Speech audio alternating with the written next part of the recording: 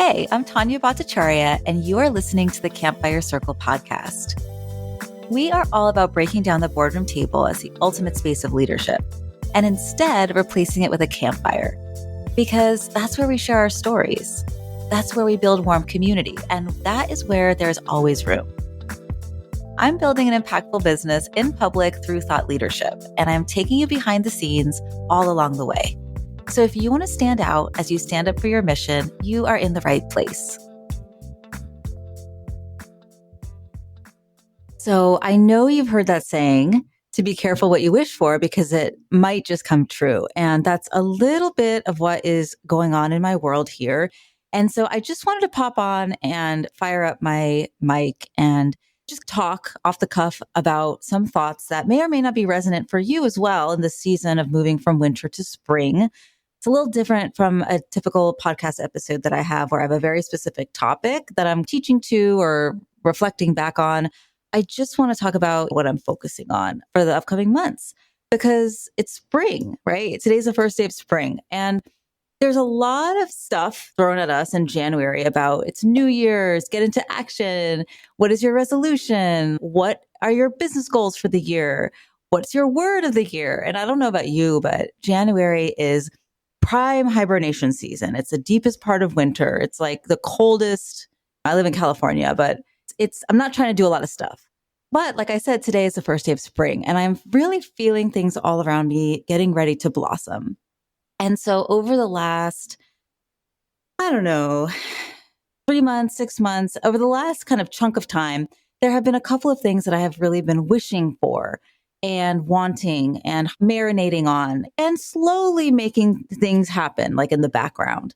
So from a professional sort of like standpoint or from a business standpoint, what's happening with my consulting firm is I have been creating an arm of my business that is specifically more of almost like a mini agency for B2B organizations, usually mid to large nonprofits or mission-driven companies like B Corps or larger social impact consulting firms, larger organizations that have a mission component to them, like a social purpose to them.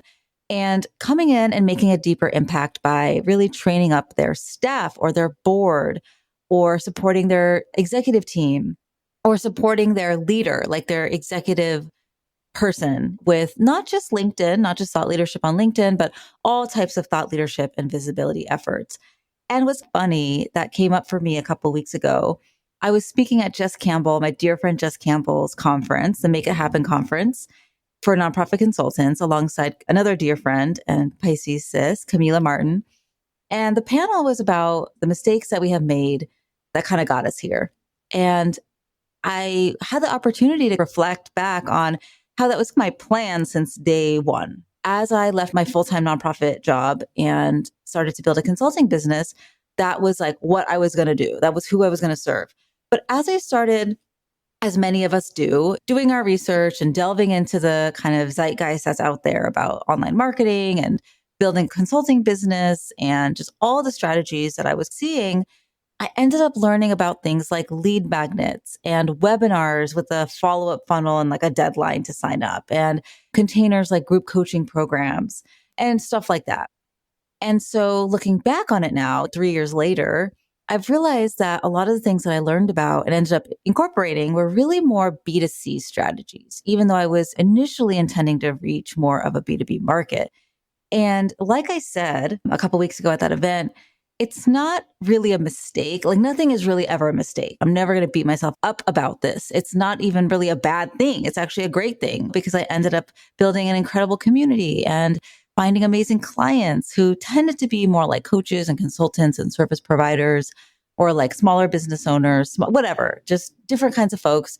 And that has been amazing. That has been awesome. And that has been where I've really been able to do what I do over and create a productized way of bringing people through a framework and people grow, right? And so 2 of my current larger retainer thought leadership clients were individuals who I first did a VIP day with. And it just naturally grew into a larger ongoing effort as their company grew, as their team grew, as their brand grew. Like we all just evolved together. And it really reminds me of what Mariah Cause talks about in terms of the champagne client or the champagne client continuum, which is something she spoke to when I had her here on the Campfire Circle podcast. And if you haven't listened to that episode, I definitely recommend it. It's such a good one. And I will drop that in the show notes.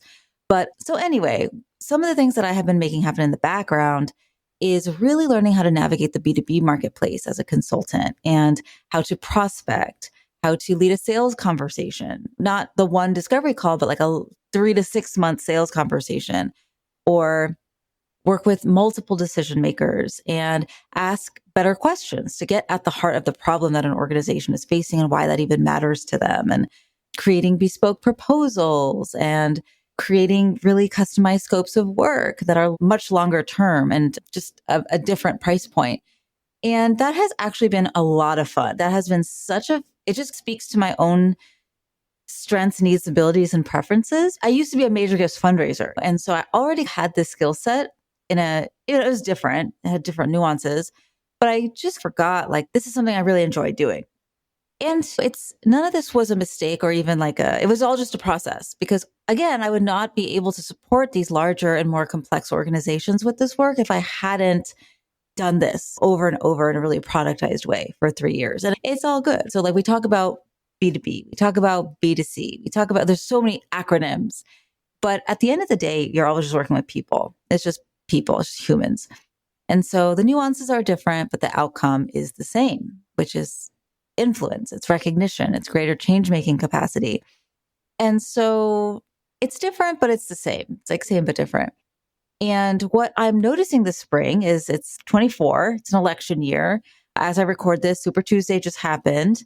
I might just go ahead and say that pretty much every mission-driven organization has a stake in this election, whether they work on reproductive justice, whether they work on equity, issues of equity and just overall DEI, whether they're working on immigration, whether they are so many things, right? So many things. I would argue that every mission-driven organization has a stake in this election and some kind of perspective that they can share. Any company, organization, or leader share something relevant to this year's news cycles. And they're hopefully understanding that publishing their perspective and sharing their insights on these timely issues will further position them as a go-to voice in their sector and just open them up to opportunities to build that trusted brand. And so I would say that I have been known as a LinkedIn specific guide in the social impact sector. And I'm really grateful to have built that reputation. I'm really happy to have become known for that, because LinkedIn is a big part of my own story, right? It has been a really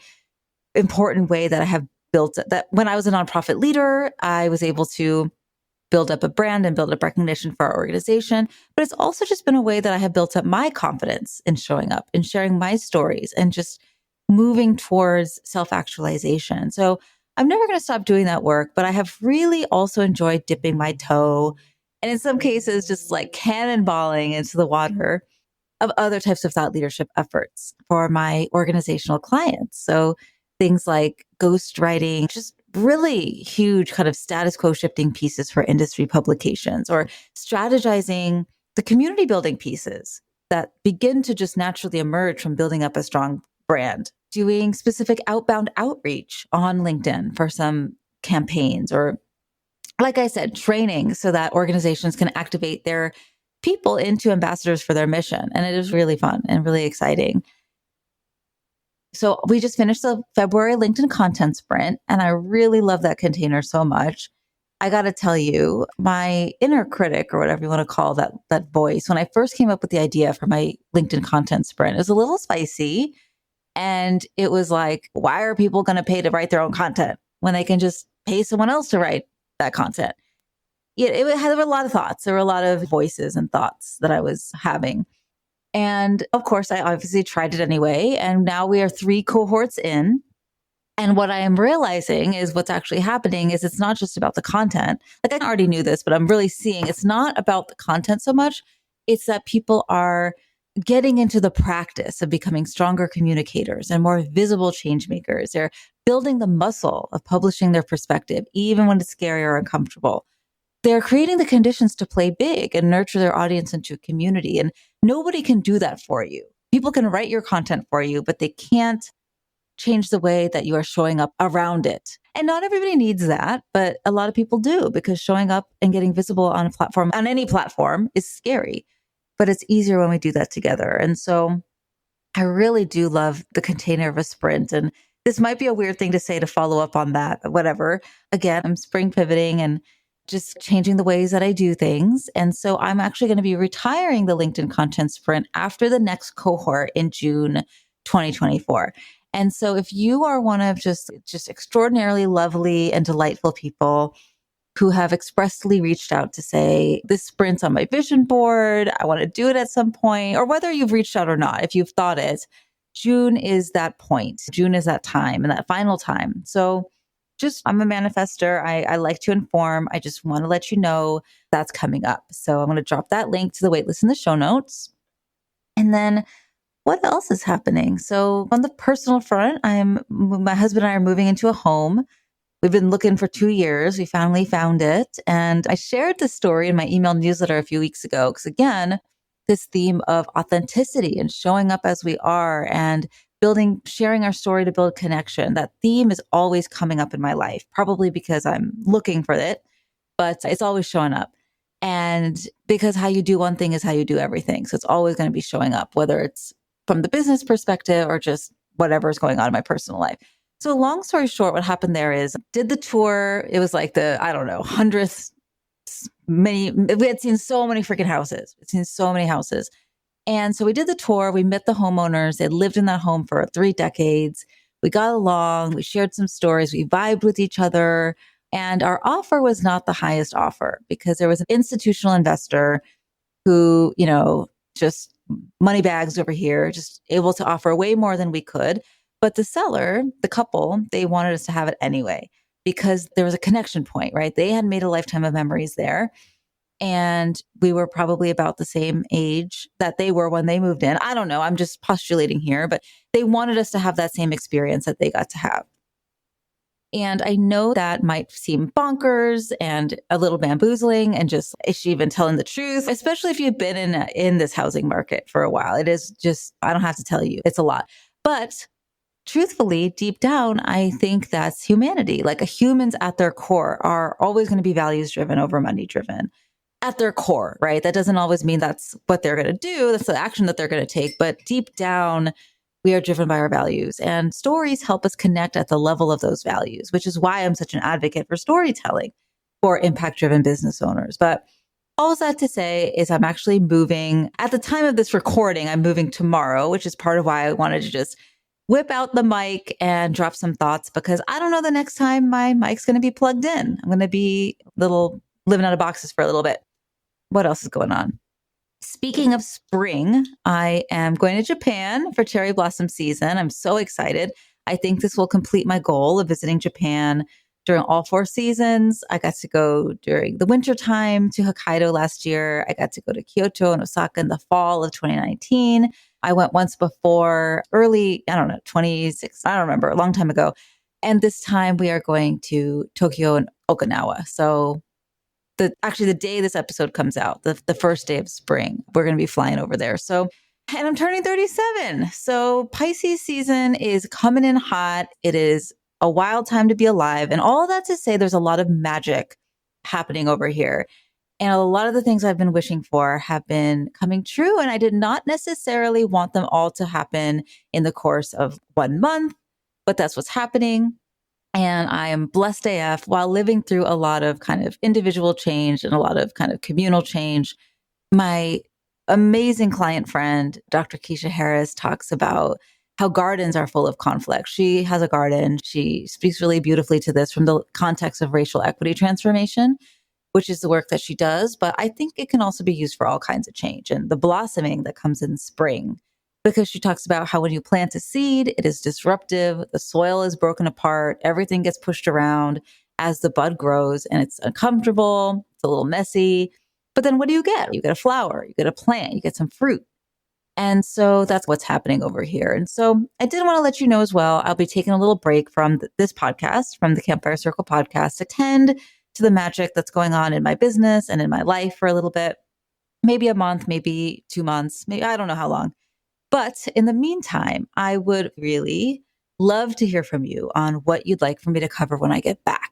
This is the Campfire Circle podcast. And so my vision has always been to speak to a new type of visible leadership that is different from the old, stuffy, traditional, homogeneous, classic boardroom table kind of leadership.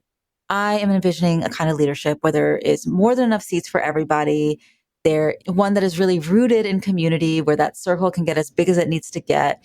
One where everybody feels comfortable sharing their stories, whether that's the scary stories like the mistakes or the happy stories of the magic, all the lived experience that we have that helps guide the work that we do through our businesses today and make a social impact.